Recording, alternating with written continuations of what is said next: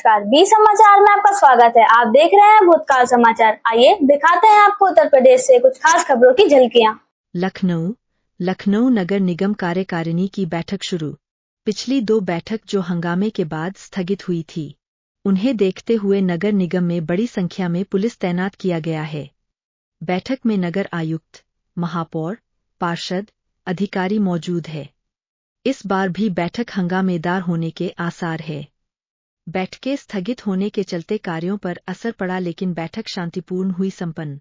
उत्तर प्रदेश के कृषि मंत्री श्री सूर्य प्रताप शाही ने कृषि भवन सभागार, लखनऊ में विकसित उत्तर प्रदेश 2047 विषय पर प्रेस वार्ता की। मुख्यमंत्री द्वारा वर्ष 2047 तक उत्तर प्रदेश को विकसित राज्य बनाने का संकल्प लिया गया है।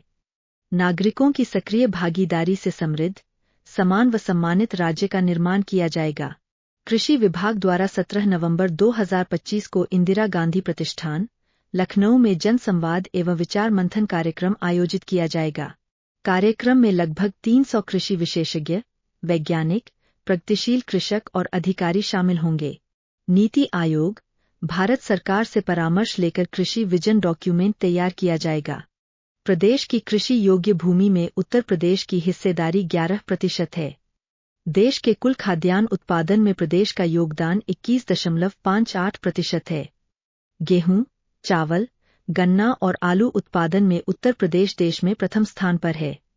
बाजरा, मसूर, राई और सरसों में द्वितीय तथा दलहन उत्पादन में चतुर्थ स्थान पर है। आलू उत्पादन 244.65 लाख मीट्रिक टन है, जो देश में 40.7% योगदान करता है। सब्जियों का उत्पादन 423.54 लाख मीट्रिक टन है, जो देश में 19.3% योगदान करता है। दुग्ध उत्पादन 414 लाख मीट्रिक टन है, जो देश में 16.2% योगदान करता है। मछली उत्पादन 1330 लाख मीट्रिक टन है, जो देश में 8% योगदान करता है। कृषि सेक्टर की सकल राज्य मूल्य संवर्धन GSVA 2016 से 17 में 2 लाख रुपए करोड़ से बढ़कर 2024 से 25 में 4.37 लाख करोड़ रुपए हो गई है। जलवायु संरक्षित खेती को बढ़ावा देने की आवश्यकता है। बीहड़, बंजर और ऊसर भूमि के सुधार पर बल दिया जाएगा। प्रमाणित बीजों की उपलब्धता सुनिश्चित कराई जाएगी। कृषि निर्यात और मूल्य संवर्धन को बढ़ाने पर जोर रहेगा। वर्ष 2047 तक कृषि क्षेत्र से $1 ट्रिलियन अमेरिकी डॉलर का योगदान सुनिश्चित करने का लक्ष्य है। नवाचार, जलवायु अनुकूल प्रजातियों और आधुनिक उपकरणों का उपयोग बढ़ाया जाएगा। फसल सघनता वर्तमान 182% से बढ़ाकर 250% करने का लक्ष्य रखा गया है। सिंचाई प्रबंधन, फसल नियोजन और गुणवत्ता निवेश से कृषि भूमि का अधिकतम उपयोग किया जाएगा। धान की उत्पादकता 30 क्विंटल प्रति हेक्टेयर से बढ़ाकर 45 क्विंटल करने का लक्ष्य। गेहूं की उत्पादकता 41 से बढ़ाकर 55 क्विंटल प्रति हेक्टेयर करने का लक्ष्य। मक्का की उत्पादकता 29 से बढ़ाकर 70 क्विंटल प्रति हेक्टेयर करने का लक्ष्य। दलहन की उत्पादकता 12 से बढ़ाकर 20 क्विंटल प्रति हेक्टेयर करने का लक्ष्य। तिलहन की उत्पादकता 13 से बढ़ाकर 22 क्विंटल प्रति हेक्टेयर करने का लक्ष्य। मृदा में जीवांश कार्बन स्तर 0.3 से बढ़ाकर 1.0 तक करने की योजना। हरी खाद, कंपोस्ट और जैव उर्वरकों के प्रयोग को बढ़ावा दिया जाएगा। प्रदेश की 30 लाख हेक्टेयर बंजर और ऊसर भूमि को कृषि योग्य बनाया जाएगा।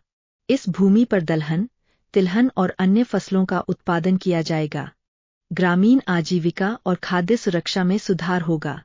प्रदेश के प्रत्येक ग्राम पंचायत को आधुनिक कृषि मशीनरी से संतृप्त किया जाएगा। लगभग 75% कृषि मशीनीकरण सुनिश्चित किया जाएगा।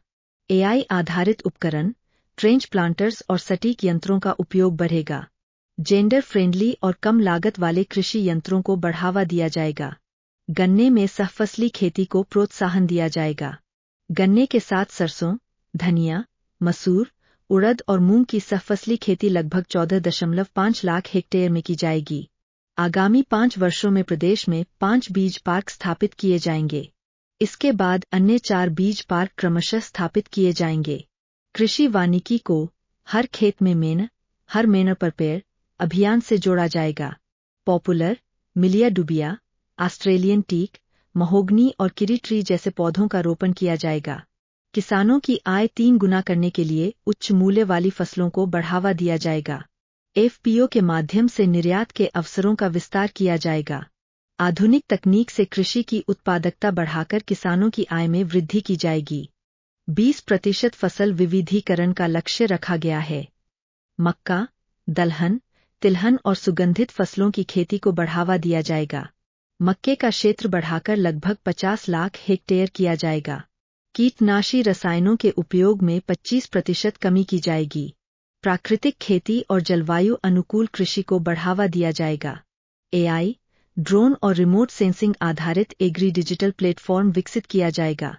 किसानों को रियल टाइम मौसम जानकारी और प्रिसीजन फार्मिंग टूल्स उपलब्ध कराए जाएंगे। ग्राम पंचायत स्तर पर मौसम आधारित सूचनाएं किसानों को दी जाएंगी। एआई आधारित कीट निगरानी प्रणाली से फसल रोगों की रोकथाम की जाएगी। सूक्ष्म सिंचाई, ड्रिप व स्प्रिंकलर प्रणाली का विस्तार किया जाएगा। सूक्ष्म सिंचाई का कवरेज 50% तक बढ़ाया जाएगा। निजी नलकूपों को सौर ऊर्जा से संचालित किया जाएगा। बायोगैस के उपयोग को बढ़ावा दिया जाएगा। जलवायु अनुकूल नई फसल प्रजातियों का विकास किया जाएगा। चिया, रामदाना, क्विनोआ और मखाना जैसी उच्च मूल्य स्वास्थ्य फसलों को प्रोत्साहन दिया जाएगा। इन फसलों का क्षेत्र 5 लाख हेक्टेयर तक बढ़ाया जाएगा। कृषि नवाचार केंद्र स्थापित किए जाएंगे। अंतर्राष्ट्रीय संस्थानों की तर्ज पर वैश्विक कृषि शोध संस्थान स्थापित किए जाएंगे। निर्यात और प्रसंस्करण उन्मुख क्लस्टर विकसित किए जाएंगे। किसानों को फसल बीमा के अंतर्गत अधिकतम कवरेज सुनिश्चित किया जाएगा। क्षतिपूर्ति समय पर उपलब्ध कराई जाएगी। नवीनतम कृषि तकनीकों के लिए किसानों को प्रशिक्षण व एक्सपोजर विजिट कराई जाएगी। वर्ष 2047 तक कृषि क्षेत्र से जुड़ी प्रत्येक गतिविधि को टिकाऊ, लाभकारी और तकनीक आधारित बनाने का लक्ष्य है। पश्चिमी उत्तर प्रदेश में प्रारंभ किया। 1 नवंबर से शेष प्रदेश के हिस्सों में प्रारंभ की गई। अभी 40% धान खेतों में खड़े हैं। किसानों को यह कहा गया है कि ऑनलाइन वो अपना रजिस्ट्रेशन करा दें। 3.5 लाख से ज्यादा किसानों ने ऑनलाइन रजिस्ट्रेशन कराया है। उसमें से लगभग 70,000 से ज्यादा किसानों का और खरीदारी की जा चुकी है। लगभग 3 लाख मीट्रिक टन की खरीदारी हो चुकी है। और आपके माध्यम से मैं यही चाहूंगा कि किसान जल्दीबाजी न करें। जैसे जैसे उनका खेत करता, अब खेत काट करके और आप ले आएंगे और तुरंत ले जा करके तौल कराना चाहेंगे, उसमें गंदगी होगी तो स्वाभाविक है वो रुकेगा। तो साफ सफाई के साथ यदि वो पहुंचता है, वहां थोड़ा सुखा करके पहुंचता है, वो धान किसको दिया जाता है, चावल बना करके फिर उसी के परिवार वालों को मुफ्त राशन दिया जा रहा है। तो जब खराब होता है तो वो कहता है कि ये तो बहुत खराब है। तो मैं चाहूंगा आप कहेंगे कि सड़ा हुआ चावल, तो यह न सड़ा हुआ चावल हो सके, इसमें किसान भी सहयोग करें और सबका धान खरीदा जाएगा। हम लोगों ने 60 लाख मीट्रिक टन धान खरीदने का लक्ष्य रखा है और वो 15 फरवरी तक का लक्ष्य रखा है कि 15 फरवरी तक करेंगे। ऐसा नहीं है कि 15 नवंबर को पूरा जाने वाला है।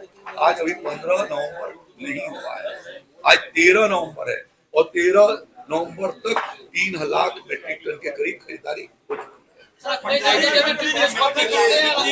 एशियार का संस्थान है, उन्होंने बना करके यहाँ पर 3 दिन की उसकी कॉन्फ्रेंस हुई आज से 3-4 साल पहले। सबके सामने उसका डिस्क्लोजर हो चुका है। मिट्टी के जांच से समाधान नहीं होने वाला है, समाधान होने वाला है हमको अपने प्रैक्टिस को बदलने से। और प्रैक्टिस ये है कि हम जागरूकता की बात की। हाँ, तो वही बता रहा हूँ।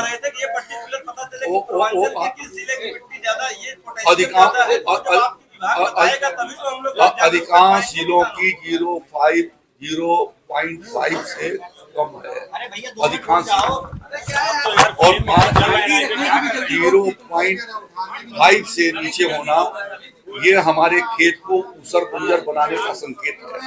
और इसीलिए योगी जी की सरकार बड़े पैमाने पर 15,000 क्विंटल से ज्यादा हमने ढांचे का 20-50% अनुदान पर किसानों को उपलब्ध करवाया।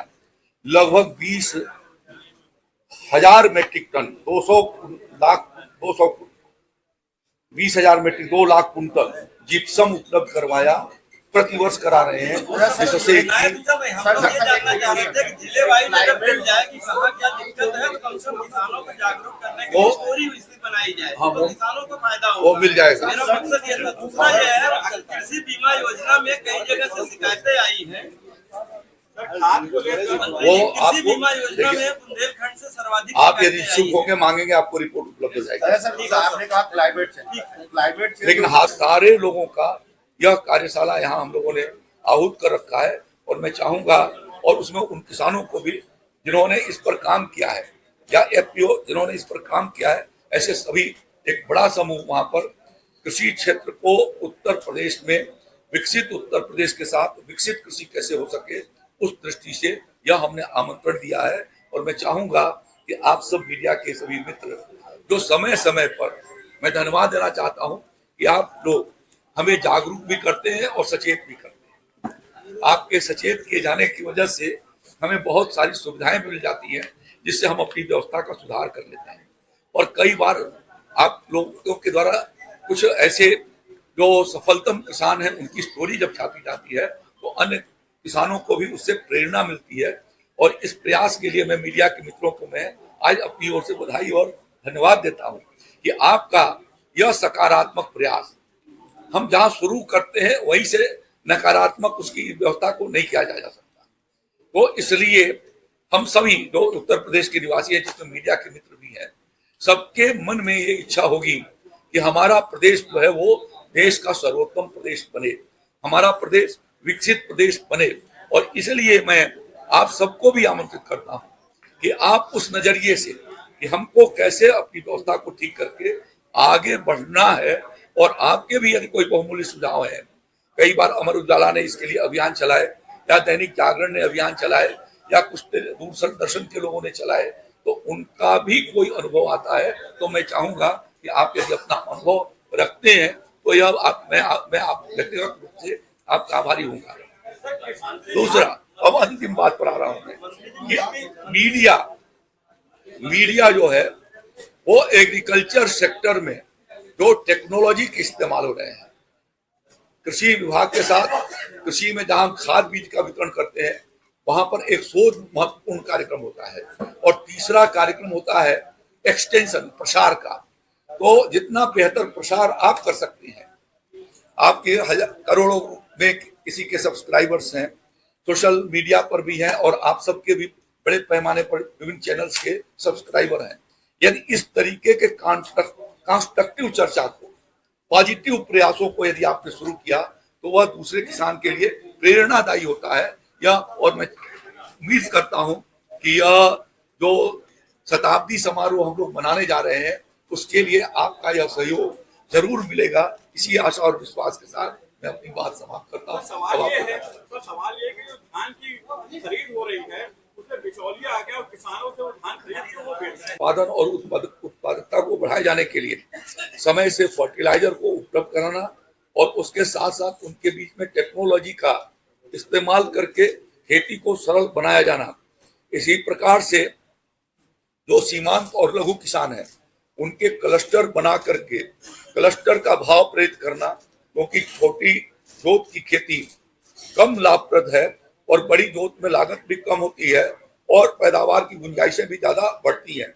इस नाते क्लस्टर अप्रोच को भी विकसित किया जाना, और साथ साथ में जलवायु जैसे क्लाइमेट चेंज हो रहा है, तो उसके अनुरूप उन क्लाइमेटिक जोन के भीतर उन प्रकार के फसलों को विकसित किया जाना, और साथ साथ में प्रोटेक्टिव फार्मिंग को, खासतौर पर सब्जियों और फलों की दृष्टि से संरक्षित खेती को आगे की ओर बढ़ाया जाना। और उत्तर प्रदेश के भीतर 12 लाख हेक्टेयर के करीब बंजर ऊसर जमीन है, तो क्रमशः उसको खेती योग्य बना करके और किसानों को पट्टे पर उपलब्ध कराया जाना, जिससे के माध्यम से हम खेती बाड़ी उसके बीच में बढ़ा सकें।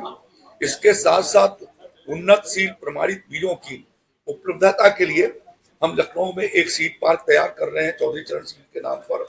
राज्य के भीतर 5 सीड पार्क और हम लोग तैयार करेंगे, और उसके क्रमशः तैयार करते जाएंगे, जिससे कि उत्तर प्रदेश बीज उत्पादन की दृष्टि से भी वह एक महत्वपूर्ण प्रदेश हो सके, और अपने किसानों को बीज उत्पादन की ओर प्रेरित करके उनको अच्छी आमदनी हम दिला सकें। उस दृष्टि से उसका प्रयास करना, निर्यात और संवर्धन के दृष्टि से भी हम लोग प्रयास करेंगे। और इस दृष्टि से अभी जैसा मैंने आपको बताया कि 17 नवंबर को 10 बजे से इंदिरा गांधी प्रतिष्ठान में हम लोगों ने एक इसके ऊपर कार्यशाला, एक दिवसीय कार्यशाला रखी है।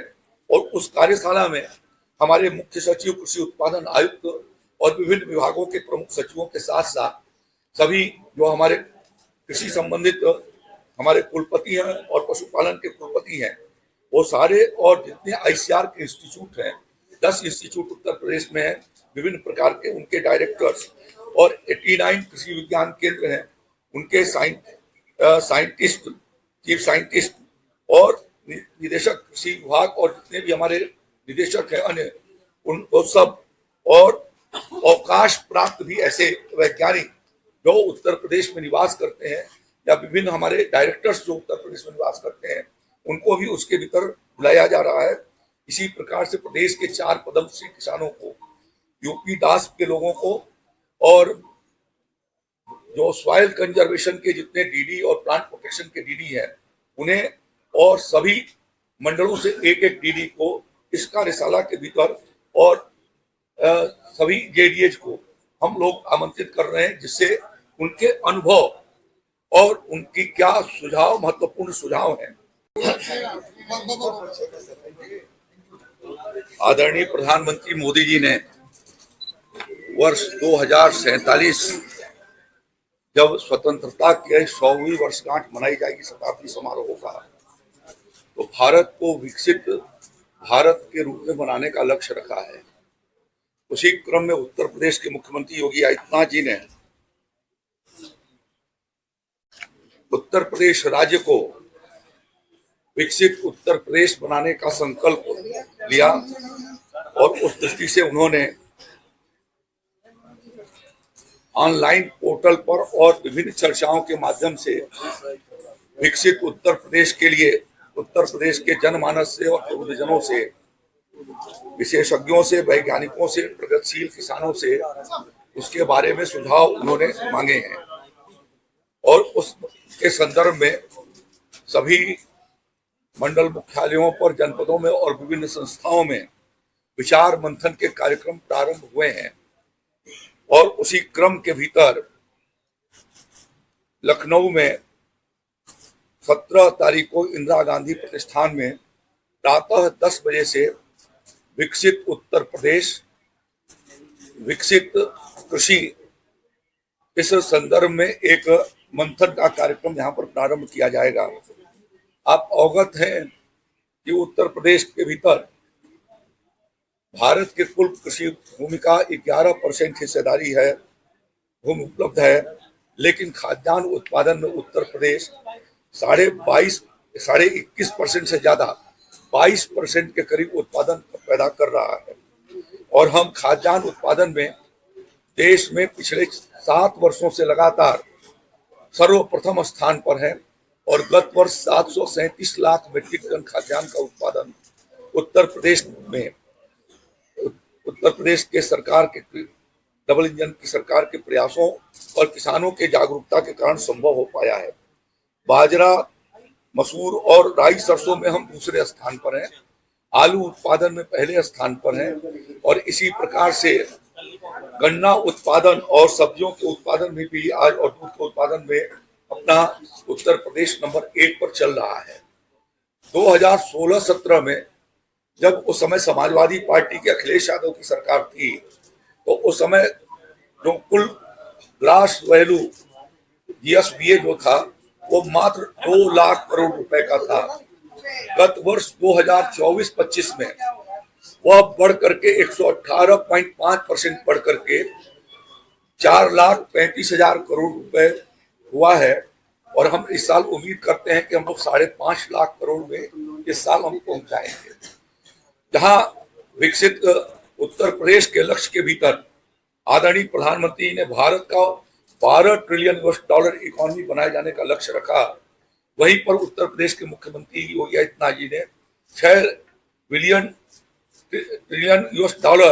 इकोनॉमी उत्तर प्रदेश बनाने का उन्होंने लक्ष्य रखा।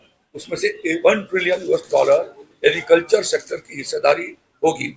उस दृष्टि से हम लोगों ने जो देखा है कि जो किसानों के पास जो चुनौतियां हैं, उन चुनौतियों के साथ उनको जागरूक कर गाँव में श्रम करने वाले लोगों की कमी को देखते हुए खेतीहर काम कैसे किए जा सकते हैं, तो उसके लिए आसान कृषि यंत्रों को कैसे विकसित किया जाए और जो खेती के लिए उपयोगी है, फार्म मैकेनाइजेशन और डाइवर्सिफिकेशन ऑफ एग्रीकल्चर, खेती का विविधीकरण, जैसे विगत वर्षों के भीतर उत्तर प्रदेश में हम लोगों ने आदरणीय योगी आदित्यनाथ जी के नेतृत्व में जो प्रयास किया, उसकी वजह से प्रदेश में बड़े पैमाने पर दलहन और तिलहन की खेती बढ़ी है, जो 3 क्रॉप के भीतर सिकुड़ गई थी कि धान, गेहूं और गन्ना। अब धान, गेहूं, गन्ना से निकाल करके हमने उनको तिलहन और दलहन की खेती की ओर बढ़ाया है और 2-3 वर्षों से मक्का के खेती के प्रति भी उत्साहित किया है। तो डाइवर्सिफिकेशन ऑफ क्रॉप और उसके अल्टरनेटिव्स क्या हैं, इसके बारे में वहां पर चर्चा उसकी की जाएगी। इसी तरीके से चेंज इन क्रॉपिंग सिस्टम, जो हमारा क्रॉपिंग सिस्टम है, धीरे पिछले कुछ दशकों से वो चेंज जो है वो थोड़ा रिलेटेड हो गई है। हम खरीफ में जो पहले ये कोशिश करते थे कि 15 मई से 15 जून के बीच में हमारी खरीफ की फसलें आ जाए, धीरे धीरे किसानों ने उसको ले जा करके जुलाई महीने तक कर दिया। धान जुलाई महीने तक लग रही है। नतीजा क्या है कि उसकी वजह से रबी में जो 15 अक्टूबर से 15 नवंबर तक लग जाती थी, अब वो भी चेन जो है पिछड़ गई। तो इसके बारे में भी किसान को जागरूक करना कि कैसे वो समय से करे। बाद में टेम्परेचर हाई हो जाते हैं, गेहूं के समय में टेम्परेचर मार्च के महीने में या फरवरी में भी पिछले साल देखा गया कि टेम्परेचर हाई हो गया तो दाना सिकुड़ जाता है।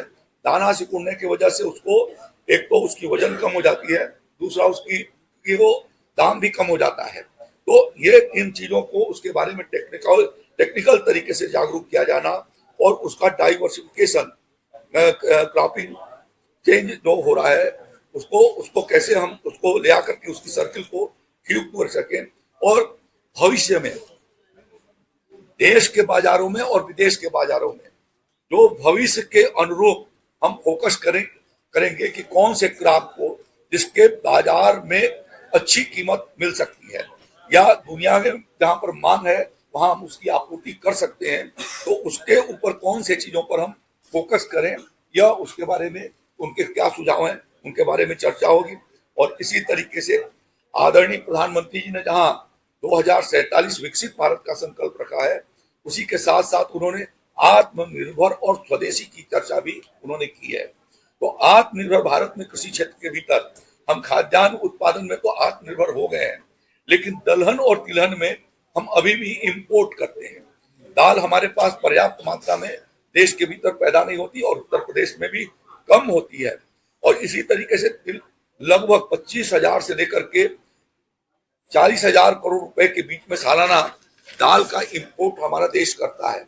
और उसी प्रकार से तिलहन के मामले में भी लगभग 1.25 लाख करोड़ से लेकर के और 1,35,000 40,000 करोड़ रुपए तक का खाने का तेल आयात होता है। कैसे तैयार किया जा सकता है, इसके ऊपर एक पूरी कार्यशाला, भविष्य की कृषि की रूपरेखा, जो विकसित उत्तर प्रदेश का विकसित कृषि होगा, उसकी पूरी कार्य योजना के लिए उनसे सुझाव आमंत्रित किए जाएंगे और उसके भीतर ओपन डिस्कशन भी हम लोगों ने रखा है। तो मैं ये समझता हूं कि प्रदेश की राजधानी में यह अपने में एक महत्वपूर्ण कार्यशाला है। इसके भीतर वो प्रोग्रेसिव फार्मर्स को बुला रखा है जिन्होंने विभिन्न क्षेत्रों के भीतर अपने अचीवमेंट किए हैं और कैसे किए हैं, उनकी सक्सेस स्टोरी। इसी प्रकार से लगभग 20 के करीब जो बेहतर एफपीओ, जो कृषि उत्पादक संगठन और समूह हैं, उनके लोगों को भी बुला रखा है कि वो उत्तर प्रदेश को विकसित उत्तर प्रदेश बनाए जाने में विकसित कृषि का जो रोल है, $1 ट्रिलियन इकोनॉमी को पहुंचाए जाने में उनके जो अपने अनुभव हैं और जो उनकी सफलता की कहानी है, साथ साथ में जो वैज्ञानिकों के अनुभव हैं, उसके आधार पर हम लोग यह अपनी कार्यशाला संचालित करने जा रहे हैं। उसके भीतर कुछ विशेष हाइलाइट्स हमारे हैं कि digital agriculture, use of digital infrastructure और एआई का इस्तेमाल, क्योंकि आज कृषि के क्षेत्र में भी आर्टिफिशियल इंटेलिजेंस का बहुत महत्वपूर्ण योगदान है। मौसम के हालात किसानों को हम सही तरीके से अवगत करा सकें, इसके लिए भी एआई की जरूरत है। उनके क्रॉप्स के क्या पोजीशन है उसके बारे में उनको जानकारी दे सकें, इसके लिए एआई का एग्रीकल्चर सेक्टर के भीतर इस्तेमाल। दूसरा इशू है उसके भीतर क्लाइमेट जो चैलेंजेस हैं आज की, जलवायु परिवर्तन।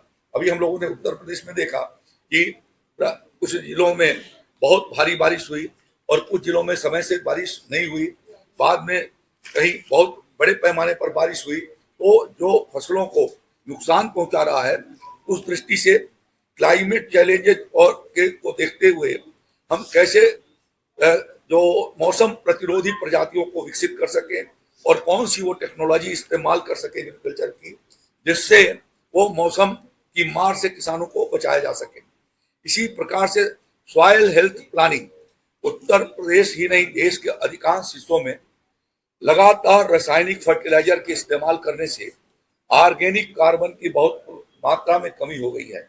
इसी प्रकार से पशुपालन और हरी खाद का इस्तेमाल नहीं किए जाने की वजह से भी जो भूमि का क्षरण हो रहा है और साथ साथ में जमीन के भीतर ऑर्गेनिक कार्बन की कमी हो रही है, तो उसके ऊपर भी एक चर्चा होगी कि सॉइल हेल्थ को मेंटेन करने के लिए ऑर्गेनिक कार्बन कंटेंट को कैसे हम मेंटेन बना करके रखें और उसमें किसानों को किस प्रकार से जागरूक करें, उनका वही सुझाव उसके भीतर प्राप्त किया जाएगा।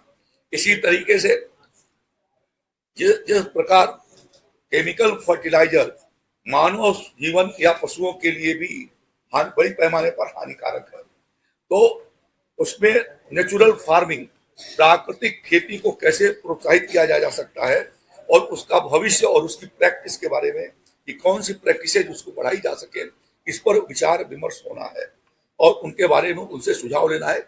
इसके लिए भी जो उसके अनुभवी क्षेत्र के लोग हैं उनको हम उसके भीतर आमंत्रित कर रहे हैं। इस प्रकार से फार्म मैकेनाइजेशन की आज जरूरत इस बात की है, उसको लक्षित किया जाना कि हमारे किसान आत्मनिर्भर बनाए जाने के लिए दलहन और तिलहन की खेती की ओर आगे बढ़े और इसके लिए ऑयल सीड हम इस साल जो है आपको आगे बताते हैं कि किस तरीके से हम लोगों ने उसकी व्यवस्था किया है। इसी तरीके से मक्के के ऊपर फोकस किया जाना।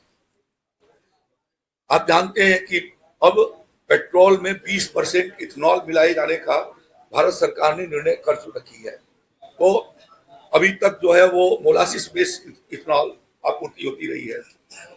अब मक्के का इथेनॉल मोलासिस से के तुलना में ज्यादा उसके भीतर इथेनॉल का परसेंटेज आती है और इस नाते इथेनॉल के खेती को, मक्के की खेती को फोकस करना कि जो पेट्रोल और डीजल बाहर से इंपोर्ट हो रहे हैं, हम कैसे सेल्फ डिपेंडेंट हो सके, इसके लिए मक्के के रूप से इथेनॉल तैयार करके और पेट्रोल में ब्लेंड किया जा सके, उसके लिए उत्तर प्रदेश में हम मक्के के हब के रूप में अगले 2047 तक और पिछले 5-7 सालों में फोकस करके हम लक्षित करें कि जिससे कि हम उत्तर प्रदेश को उसका हब बना सकें और उसके बेसिस पर हम इथेनॉल बनाने वाले बहुत सारे जो ये रिफाइनरीज हैं वो उनका इन्वेस्टमेंट उत्तर प्रदेश के भीतर बढ़ेगा, तो इस दृष्टि से रॉ मटेरियल कैसे उपलब्ध हो सके उसके लिए हम लोग यह प्रयास करेंगे और इस नाते उसके बारे में भी कि कैसे मक्के का जहाँ पर पैदावार बढ़ेगी तो उसका वैल्यू एडिशन कैसे किया जा सकता है और कमर्शियल यूज कैसे हम उसको बढ़ा सकते हैं। तो यह इन चीजों को टारगेट करके और वैल्यू एडिशन संपूर्ण कृषि क्षेत्र के भीतर कि उसको कैसे हम वैल्यू एडिशन की ओर लेकर के जा सकते हैं, यह इस दृष्टि से हम लोग प्रयास इस बारे में करेंगे और इसीलिए इस तरीके से शीअन्न के खेती पर भी फोकस करना कि आजकल अभी दिल्ली में डॉक्टर गुलेरिया ने कहा कि वहां का एटमॉस्फेयर खराब हो गया है और 30% लोग जो है लंग्स और चेस्ट से बीमार हैं और अपने प्रदेश के भीतर भी कल या आज कभी अखबारों में रिपोर्ट देख रहा था कि अपने राज्य के भीतर भी लंग्स और चेस्ट और निमोनिया के किसी अखबार के भीतर था कि बड़े पैमाने में जो बीमार हो रहे हैं। तो स्वाभाविक है कि जो सजेशन आए थे कोविड काल के भीतर किसी अन्न का उपयोग हमारे भीतर जो है वो रेजिस्टेंस कैपेसिटी डेवलप करता है और साथ साथ में जो न्यूट्रिशन हमको मिलना चाहिए वो मिलती है। और इस नाते योगी आदित्यनाथ जी की सरकार ने 6 अन्न पुनरुद्धार योजना 5 सालों के लिए प्रारंभ किया। त्वरित मक्का विकास कार्यक्रम इसीलिए हम लोगों ने प्रारंभ किया। तो ये कोशिश हम कर रहे हैं कि इन सभी चीजों के बारे में उनसे सुझाव प्राप्त कर सकें। और अब की बार हम लोगों ने तिलहन की खेती को बढ़ाया जा सके, इसके लिए बड़े पैमाने पर हमने मिनी किट देने के फैसले और दलहन के मिनी किट देने के फैसले किए, जिसके भीतर 8 लाख 8.5 लाख मिनी किट हम लोग इस साल वितरित कर रहे हैं दलहन और तिलहन के। 57 और साथ साथ में इंटर क्रॉपिंग गन्ना का जो शीतकालीन काम था उसके भीतर कैसे हमारा ये GSPF बढ़े, इसके नाते हमने यह अभियान चलाया है कि गन्ने की खेती में हम इंटर क्रॉपिंग सरसों और दलहन के का करेंगे। और इसके लिए हम लोगों ने 5700 कुंटल सरसों के बीज उपलब्ध कराए हैं कि जहां पर इंटर क्रॉपिंग का जो किसान गन्ना लगा रहा है वो लेना चाहेगा तो निःशुल्क उसको उपलब्ध करा रहे हैं। और इसी के साथ साथ क्लस्टर में सरसों की खेती जहां पर विकसित हो रही है 10 एकड़ 15 एकड़ 20 हेक्टेयर तक 30 हेक्टेयर तक, तो क्लस्टर फार्मिंग की दृष्टि से भी उनको भी हमने तय किया है कि निःशुल्क बीज उनको हम उपलब्ध करा रहे हैं। 5700 कुंटल बीज भारत सरकार की और राज्य सरकार के सहयोग से हम लोग किसान भाइयों के भीतर यह वितरित कर रहे हैं। और इसी प्रकार से इंटर क्रॉपिंग के भीतर सरसों को भी लगाए जाने के लिए जो गन्ना किसान सरसों लगा रहा है उसको भी हम दे रहे हैं और मसूर के बीज भी उन किसानों को निःशुल्क उपलब्ध करा रहे हैं, जिससे कि उसे 2 फायदे होंगे। एक तो उसकी अतिरिक्त आमदनी बढ़ेगी और साथ साथ में ये ज्यादातर जो है वो पश्चिमी उत्तर प्रदेश के भीतर शीतकालीन गन्ना लगाई जाती है लगभग 2 लाख हेक्टेयर के भीतर, और पूर्वी उत्तर प्रदेश में जहाँ लगती है। हम लोगों ने उनको चिन्हित किया है किसान भाइयों को, और उनके खेत में हम मसूर या सरसों ये इसकी इंटर क्रॉपिंग हो सके, इसका हम लोगों ने कैसे $1 ट्रिलियन इकोनॉमी की ओर बढ़ सके उसके प्रयास प्रारंभ किए हैं। तो इस तरीके के महत्वपूर्ण ठोस सुझाव उस कार्यशाला में आए। ये विचारार्थ यह एक जो प्रदेश के बड़े वैज्ञानिक हैं और जो